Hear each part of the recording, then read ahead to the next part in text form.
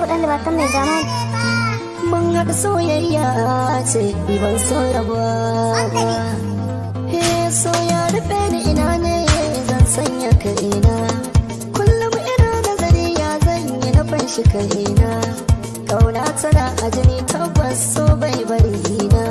Da farko ina soyayya yake guduna, amma a yau na gane ya samu kaina. Soyayyen nisa wanda ba a ishe shi, ya firgita ne a yanzu ne ke gudun shi.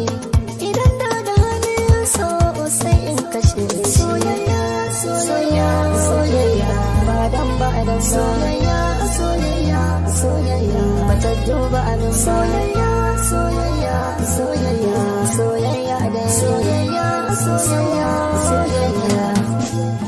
An tabana ta har ya ke ta min jini, ban yi zato ba ko a garin koko a wani yau karshe. Assalamu alaikum warahmatullahi ta'ala barakatuh. Musu yau muku mun alamar karara sannan ku danna mana tashar yaro ɗan libatan mai zamani TV. Na tare da ku insha Allah.